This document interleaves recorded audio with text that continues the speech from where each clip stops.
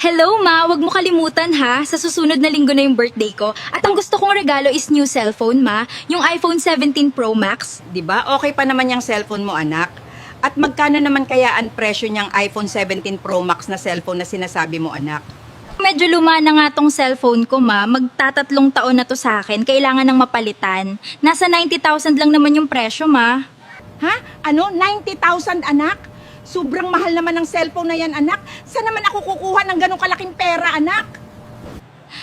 Sige na ma, please. Alam mo naman, minsan lang naman ako humingi sa'yo ng regalo at talagang gustong gusto ko yung cellphone na yun ma. Sige, gagawan ko ng paraan para mabili ko yung cellphone na gusto mo. Sige, anak, at ako'y magtatrabaho na. Talaga po ba, ma? Thank you so much. Kaya nga love na love kita, ma. At ang bait-bait mo talaga. Sige, ma, aasahan ko yan sa birthday ko.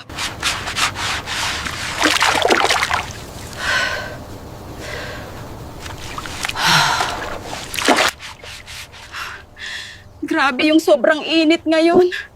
Nakakasakit sa ulo. Besh, saan ba gala natin ngayong gabi? At ang sarap gumimik ngayon. Punta tayong uptown ngayong gabi magbabar, hopping tayo, Besh. Sige, Besh, magandang idea yan. At naboboard na rin ako kakatambay sa bahay. May pera ka ba dyan, Besh? Medyo mahal kasi yung alak dun sa bar na pupuntahan natin. Walang problema, Besh. May 5K ako dito, allowance ni Mama sa akin. Sana all, Besh. May pa-allowance galing sa mama. Siguradong mag-e-enjoy tayo ngayong gabi, Besh. Mads, meron ka bang pwedeng maibigay na additional racket ngayon na? Bakit kailangan mo ng racket, Mads? Hindi pa ba sapat yung sinasahod mo? Magbi-birthday na kasi sa susunod na linggo yung anak ko, Mads.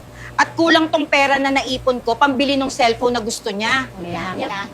Kakasahod lang natin kahapon Magkano ba naman yung presyo ng cellphone na yan, Mads? At bakit kinulang yung pera mo? Medyo may kamahalan nga, Mads Nasa 90,000 yung presyo ng cellphone na gusto ng anak ko na regalo, Mads.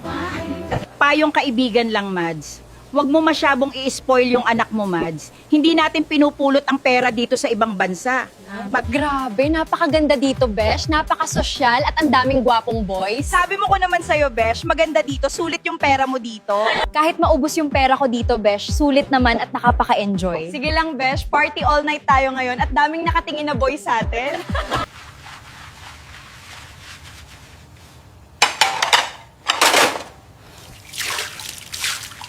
Sana okay lang ang anak ko ngayon. At hindi sana siya malungkot na wala ako sa tabi niya.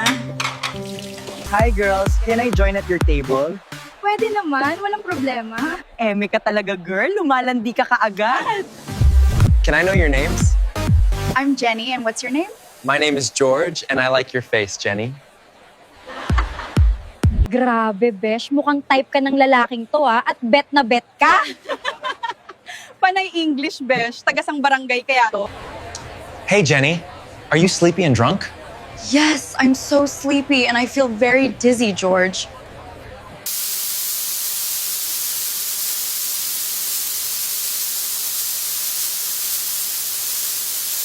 Grabe ang init at daming basurang lilinisin nito. Pero sige lang, ang importante, makalikom ako ng pera para pambili ng regalo sa anak ko. Gagawin ko talaga lahat, mapasaya ko lang yung anak ko. At mahirap din yung dinadanas niya doon. At siya lang mag-isa sa bahay. Besh, saan ka nagpunta kagabi? Bigla kang nawala ng paggising ko.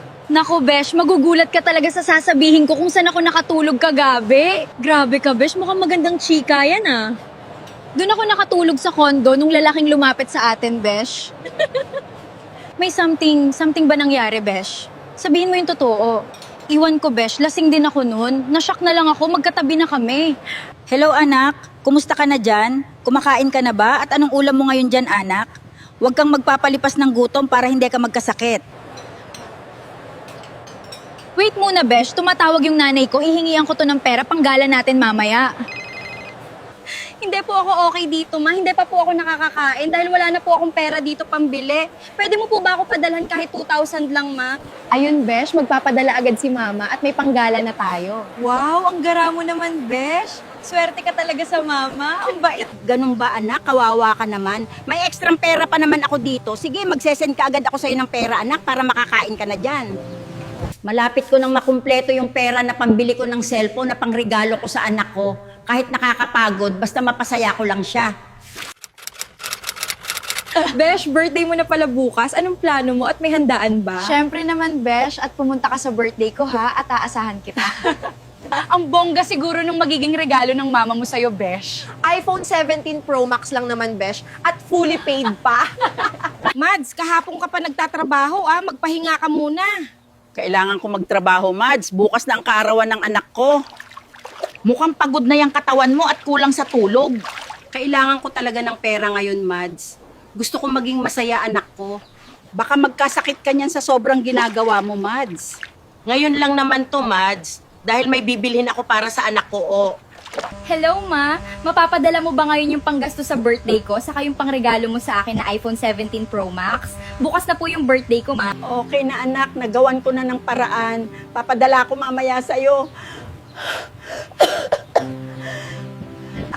Thank you, Ma. The best ka talaga, Ma. Sige, Ma, aantayin ko na lang yung papadala mong pera para po bukas maaga ako maghahanda para sa birthday ko. Oh. Walang anuman anak, alam mo naman na mahal kita. Sige, Ma, at aalis muna ako at pupuntahan ko yung mga barkada ko para ma-invite ko sila bukas sa birthday ko. Pasend na lang ng resibo ng padala mo, Ma. Grabe, Besh. Ang bongga naman itong birthday mo. Ang sosyal. Siyempre, Besh, ako pa, pinaghandaan kaya to ni mama tong birthday ko, oh.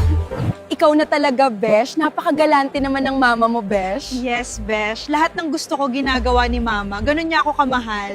Nabili rin ba ng mama mo yung iPhone 17 na sinasabi mo, Besh, na regalo? Yes, Besh. Siyempre, sisiw lang to kay Mama bilhin. Di ba ngayon yung birthday ng anak mo, Mads? Ba't hindi mo tawagan? Oo, Mads, ngayon yung birthday niya. Busy siguro yun ngayon. Pwede ka na siguro magpahinga, Mads. Total na ibigay muna yung gusto ng anak mo. Mamaya, Mads, magpapahinga na ako. Medyo masakit na rin yung katawan ko,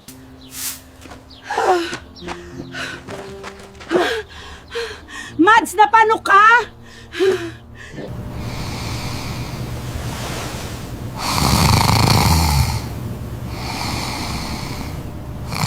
Dok, kumusta po yung kasama ko na dinala dito sa hospital? Pasensya na po, ma'am. At wala na po siya. Hindi po siya umabot ng buhay dito. Bakit po ganun, Dok? At ano po yung dahilan? Nagka-cardiac arrest po siya, ma'am. Dahil po sa sobrang pagod at stress.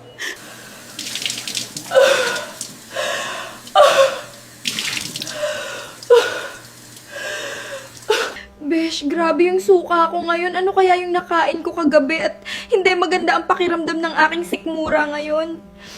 Besh, parehas lang naman tayo ng kinain kagabi at hindi naman ako nagsusuka ngayon.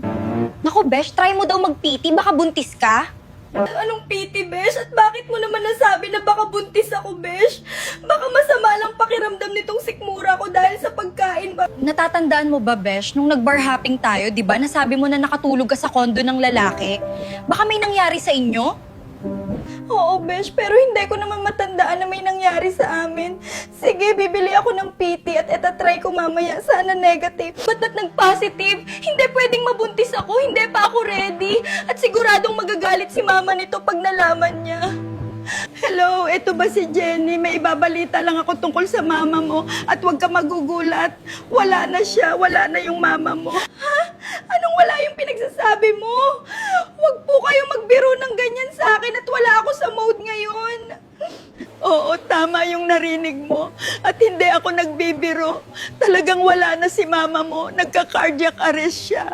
Kakatawag ko lang kay mama kahapon at okay naman siya.